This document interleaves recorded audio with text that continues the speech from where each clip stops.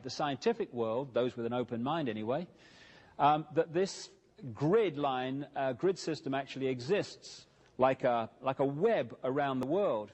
Now, where these ley lines cross in their most powerful way, where most of them cross, just happens to correspond with where the ancients had their most sacred ceremonies and their most sacred places. Stonehenge and places like that were built on them. So where the lines come in and the vortex is created, that is where they built the Stonehenges. The Avebury is another stone circle and energy complex in Britain. That's where they built all over the world their temples to access this energy. This is Avebury in Wiltshire. Now this is interesting. I used to live near here, and the Phoenicians built this with their knowledge. Now the Phoenicians, I would suggest, and the evidence is presented in The Biggest Secret, were originally a Martian race.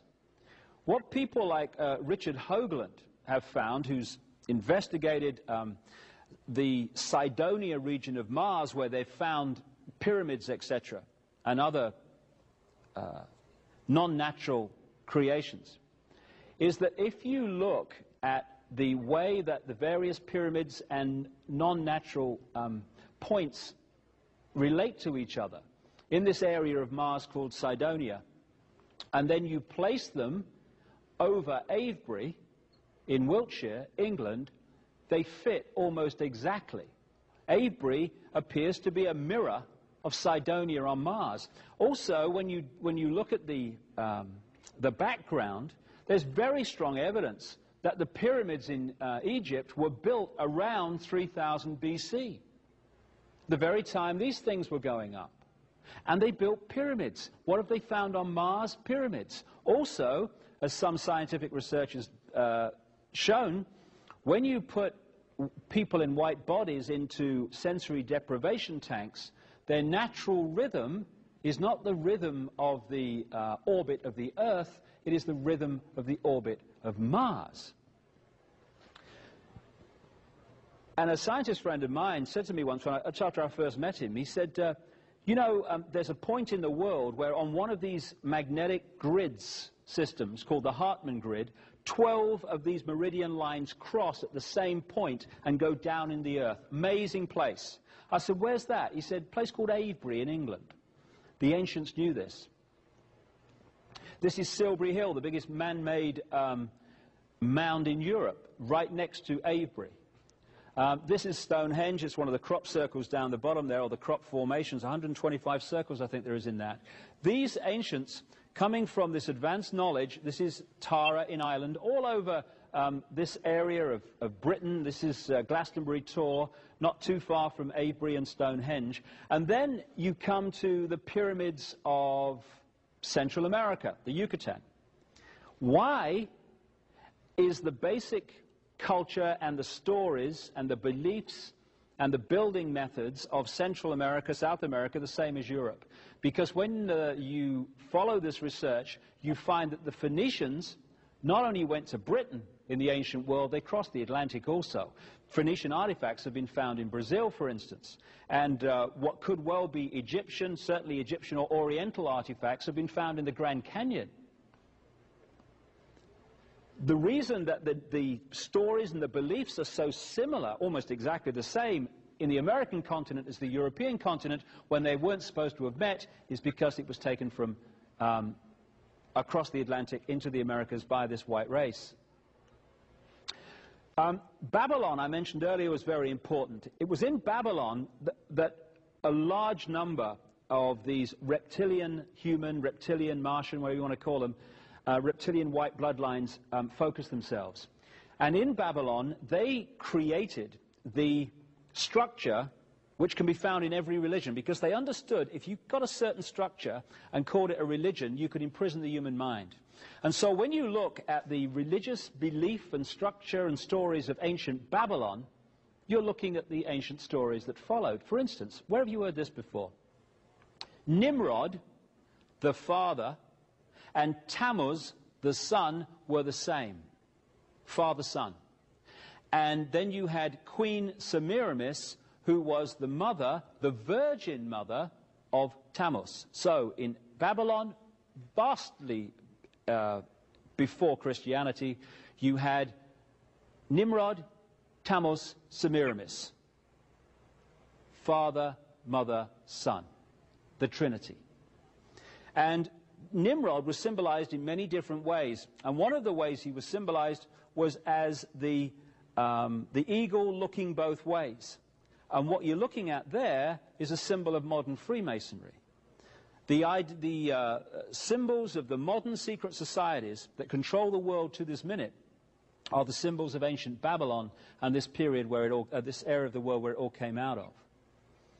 Incidentally, another aspect of Nimrod died with a lamb at his feet, was put into a tomb, and when after 3 days they pulled the stone back, there was no one there. I think I've heard that somewhere before too.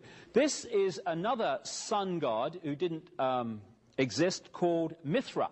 In Persia, Rome, and in Mithra, artifacts have been found even in Britain. And what did they say about this guy, Mithra? He was born on December the 25th. He was born to a virgin mother. He died so our sins could be forgiven. They brought gold, frankincense, and myrrh to his birth. And that they called him the vine. They called him the Lord, the shepherd. All the things you see in the New Testament, you see said about Mithra. And where the Roman Catholic Center is now, the Vatican, on that site, they found Mithra artifacts because it was a place of Mithra worship.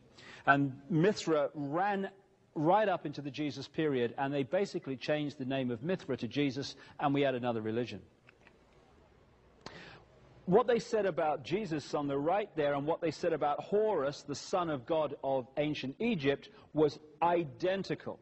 Because Nimrod, Tammuz, Semiramis in Babylon, when these reptile-human bloodlines took over the culture of Egypt, which had been started by the white race, the Phoenicians, they just transferred the same story and called it different names. So Nimrod, Tammuz, Semiramis in Babylon became Osiris, Isis, and Horus in Egypt. And again, right across the world, in different cultures and different eras, you see different names for the same deities. There seems to be a mass of names, very confusing. In fact, they're different names for the same deities. The cross is supposed to be a Christian symbol. It's not. It goes back as far as history goes back. This is a standing stone with a cross. Here we have Mother Mary holding Jesus, except that we don't. This is how the Egyptians symbolized Isis holding Horus. And again, in my book, The Biggest Secret, you'll see massive documentation of how this story just goes on being repeated. The initiates know what it means, the brotherhood, the mass of the people are asked to take it literally. But what actually turned Christianity into the religion it became, and who decided what Christians believe to this day, was a Roman emperor called Constantine the Great. In 325 AD, he called a meeting of bishops in the early Christian church to his palace at Nicaea, now Iznik in northwest Turkey, and there the Nicene Creed was created. After they'd had a punch-up and ripped up documents and all that stuff, they decided the Nicene Creed would be as it is to this very day, and that's what Christians are supposed to believe. In this sign you will conquer, what Constantine said, and he was a sun worshipper. He worshipped a deity called Sol Invictus, the unconquered sun, and Mithra and all this stuff. He had no problem with Jesus because it was just a different name he believed for what he was already believing anyway. What he said was that before a battle, when he was battling to become emperor, he saw a cross in the sky from Jesus saying, by this sign, or in this sign you will conquer in the battle, which sounds massively like what the Prince of Peace would say, doesn't it, really?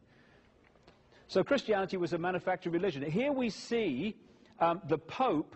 There's the Maltese cross, a brotherhood symbol that you can see to the present day. I'll come to that shortly. But on the Pope's head is the mitre.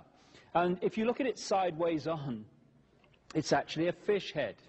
Why is it a fish head? Because that's the symbol of Nimrod, the Babylonian god figure. who they symbolized as a fish, as they symbolized his partner Samir